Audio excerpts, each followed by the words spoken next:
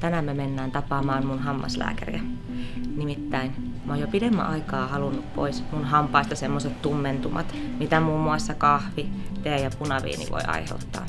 Mä tiedän, että netti on täynnä kaikkia erilaisia hampaiden valkaisukonsteja, mutta mä en halua lähteä siihen, vaan mä haluan jutella näistä asioista ammattilaisen kanssa.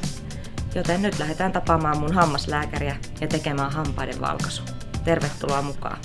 Nyt mua ensimmäisenä kiinnostaa, että onko toi hampaiden valkaisu turvallista? Kyllä se on turvallista, kun tekee Suomessa hyväksytyillä tuotteilla. Eli näissä pitää aina olla CE-merkintä, niin niissä saa takuuden siitä, että ne on tutkittuja ja sitten turvallisia. Nettikaupoista varmasti saa todella paljon erilaisia aineita, mutta jotkut voi olla jopa vaarallisia tai sitten vähintäänkin tehottomia. Voiko semmoinen valkaisu epäonnistua?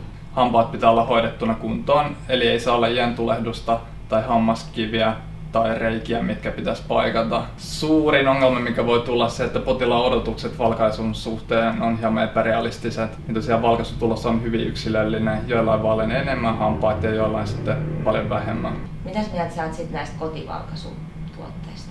Se voi olla ihan hyvä lisä, varsinkin ihmisillä, joilla ei ole ihan hirveän värjääntyneet tai tummentuneet hampaat.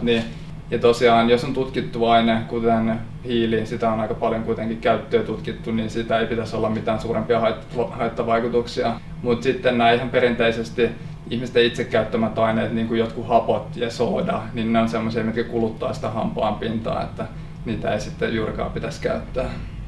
Mä oon nähnyt, että monet, niin kuin esimerkiksi jotkut kynsistudiot ja vaikka minkälaiset erilaiset yritykset kuin hammaslääkärit, niin ne niin kuin mainostaa hampaiden valkaisua.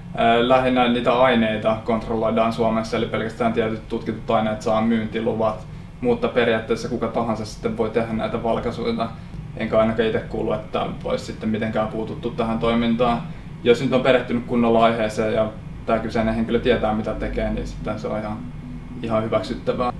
Millä tavalla mulle nyt sitten tehdään tämä valkaisu?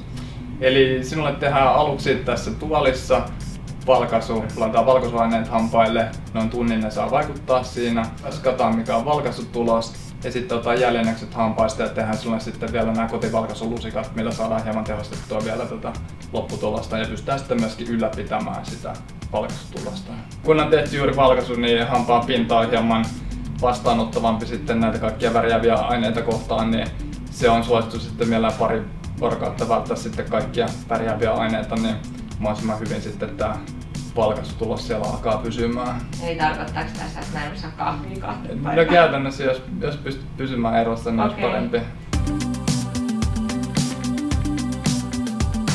No niin, nyt on viimeinen kahvi juotu ja pikkusen jännittää.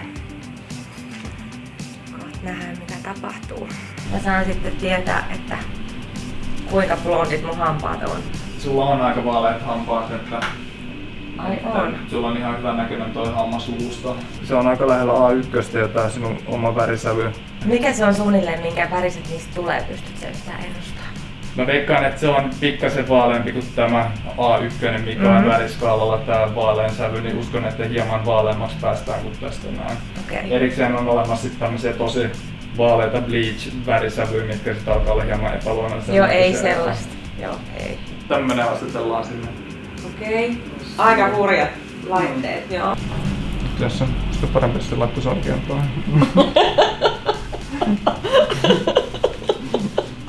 Oi apua. Tuntuu, että se sopii näin päin.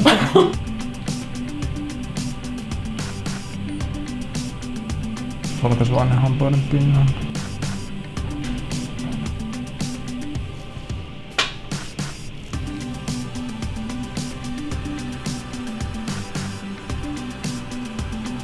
Voi olla hyvä idea osa tästä odotusajasta editoida pois, koska se voi olla vähän pitkäveteistä katsottavaa. Noin, miten se tuntuu, kun kirvely tai polttelu on saanut? Sitten nämä kulmahampaat, nehän oli sitten vielä tummempia verrattuna näihin tummaisiin hampaisiin. Eli se oli lähempänä tätä A2 sävyä, niin aika paljon ne kulmahampaatkin siitä vaaleille. No niin, enää ei näy kahvin tummentumia. Mä aina vähän nuo hammaslääkärihommat jännittääkin, niin tätä ainakaan mun ei olisi kannattanut etukäteen jännittää, koska olin onnekas, mua ei vihlonut eikä sattunut ollenkaan. kerro tuonne kommentteihin, tykkäsitkö videosta. Ja seuraa mua, niin nähdään vielä toistekin. Niin, ja toki laita tuonne alas myös kommenttiboksiin tietoa, että mistä aiheista haluaisit nähdä videoita jatkossa. Kiitos paljon kun katsoit ja nähdään taas pian uudelleen.